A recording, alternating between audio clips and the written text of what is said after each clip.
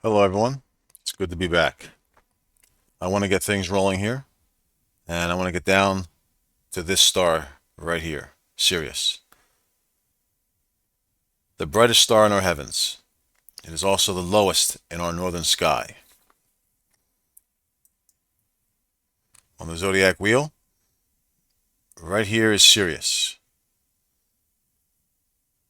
Sirius. 20 degrees, 13 minutes in the Lahiri measure. It's at 5, 10, 15, 20, 25, 30. This is 20. Sirius is right here.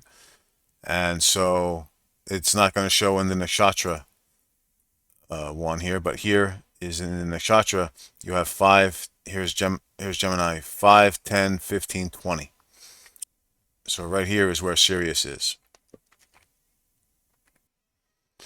In the zodiac, here's the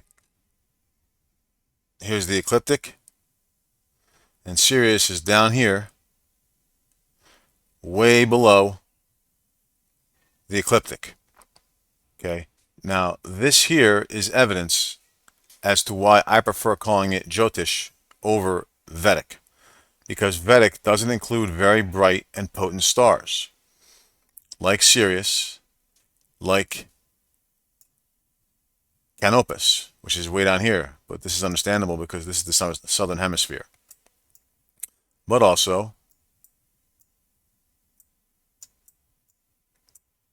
doesn't include Deneb, and it doesn't include Fomalhaut. Okay, back to Sirius. Meanwhile, if you look here, this is the fixed stars, home horoscope fixed stars in natal chart. Instead of conjunctions, we go to alpha stars. And in the alpha stars, you see Sirius and, in fact, let me make it bigger.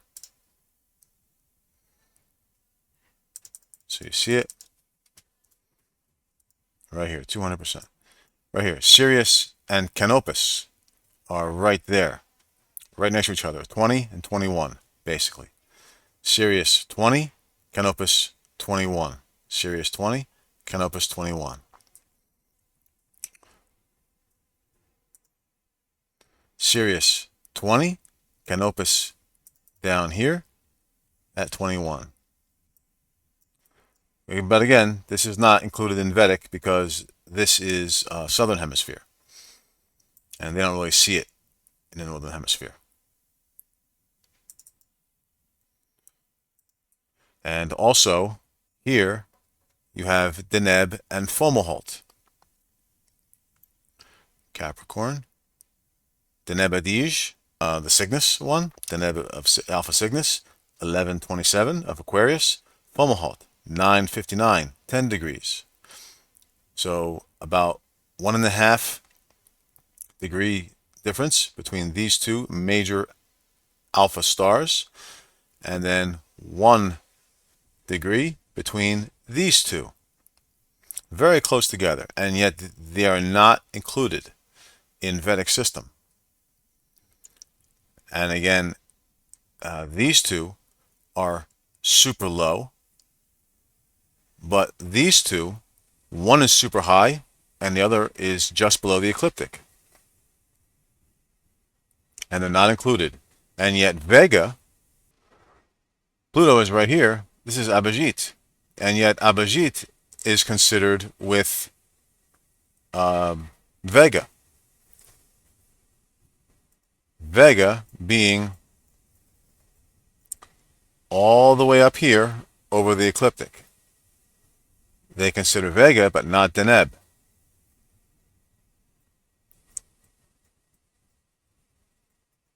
Now, let's get right into this star here. Why is this star so important in our daily lives? Why do they keep pushing it? Because they really do push it.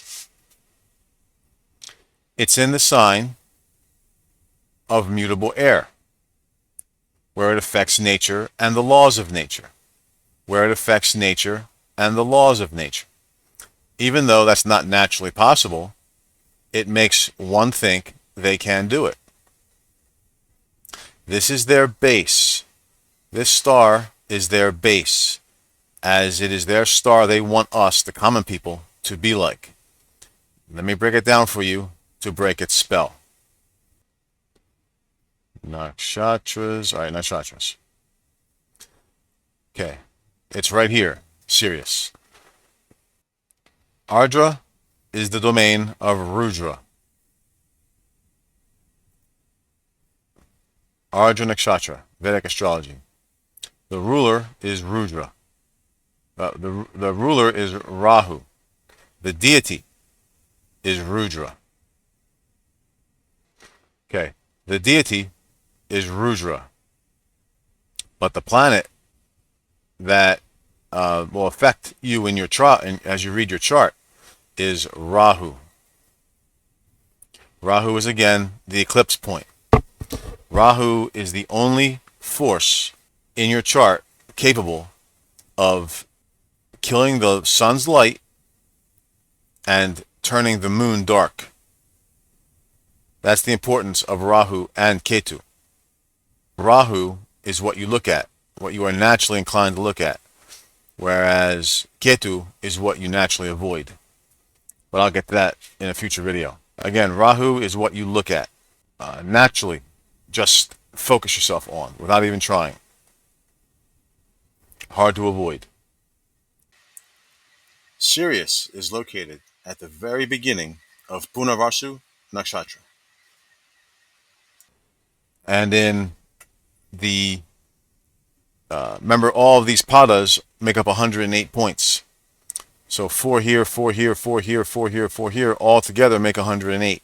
And each one of these points is a step where it's part of the zodiac.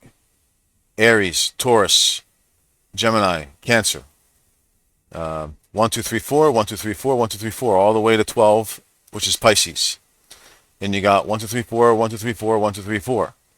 Here is Pisces again.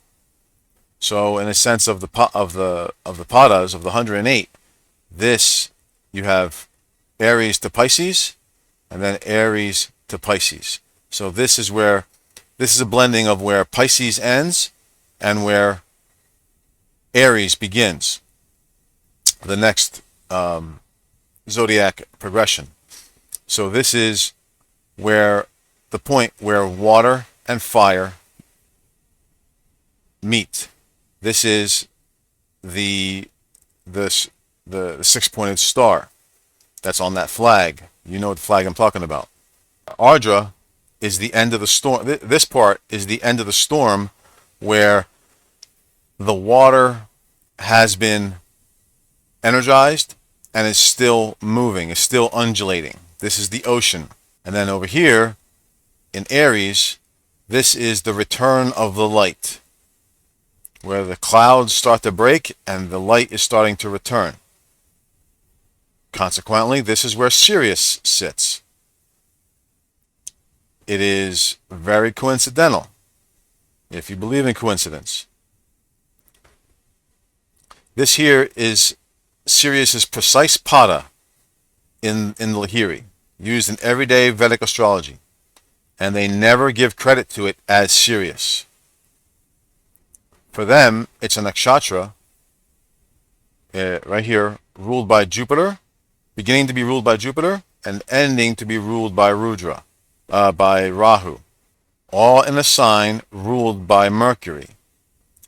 So it's absolutely mutable, and it's pushing. It's pushing transmutation, because it's Rahu, it's what you focus on.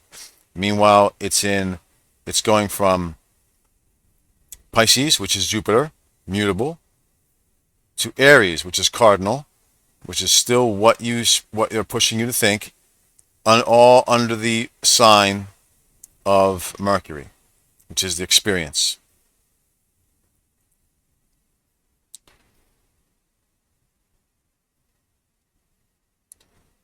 Again, Sirius is neglected. This point, where Ardra is given to Betelgeuse, of all stars. Another red star. This is the house of storms.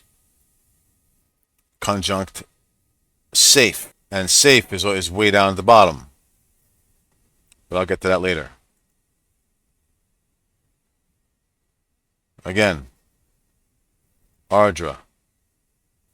Characteristics of Ardra. Betelgeuse. Okay. Ardra. The deity is Rudra. Lord Shiva in his storm, in his angered form, in his agitated form. The animal is the feminine dog, not the male dog, the feminine dog. Characteristics of Ardra. Ardra is ruled by Rudra, the fierce form of Lord Shiva, who represents thunder. This is the 6th nakshatra of the zodiac. Okay?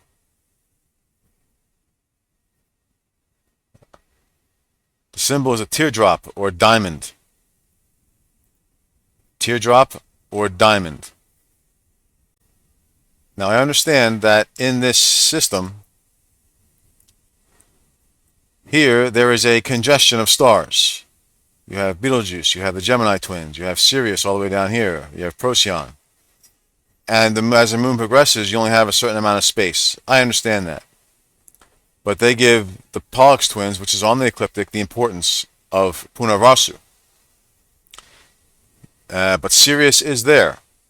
It's all the way at the bottom. This is the brightest star, though. The brightest star that they still neglect as far as the Vedic system goes. But this is their stone they prefer, the builder's stone, because they're building something with it.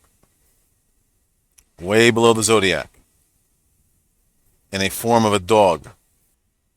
Sirius is the brightest star of the large dog. The large and small dogs and the small dog guard the gate, the golden gate of the soul. Okay, here's an example. The moon inside the sun. This is card 14. I'm not much of a tarot expert, but here is considered an alternative sign of Cancer as a lobster. And this is the gate of light coming down. Here are the two dogs. One of these is a wolf and one is a dog. One is Sirius, one is Procyon, one is Canis Major, one is Canis Minor. Canis Major, Canis Minor, and this is the lobster. Looking for the gate of life, which is this light here. The gate where the soul, a gate where the serpent energy ends at. This is the gate where the serpent energy ends at. This is, it ends below the ecliptic with Ashlesha. In the progression, as the light progresses, over here is high energy, and over here is low energy, and it starts becoming more debased, more towards civilization. Here is the fourth house is the end of your journey, of the individual journey, and this point here is the end, is the final energy of you before you join civilization with Leo, Virgo, Libra, and Scorpio.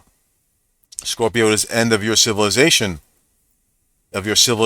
self, going into your spiritual self, which ends in Pisces. And Aries is the beginning again of your individual self. Individual ends at Cancer. And your energy ends at the heart of the crab. And I'm not done yet. This is just the beginning. Oh, I went deep into Sirius. You wait and see.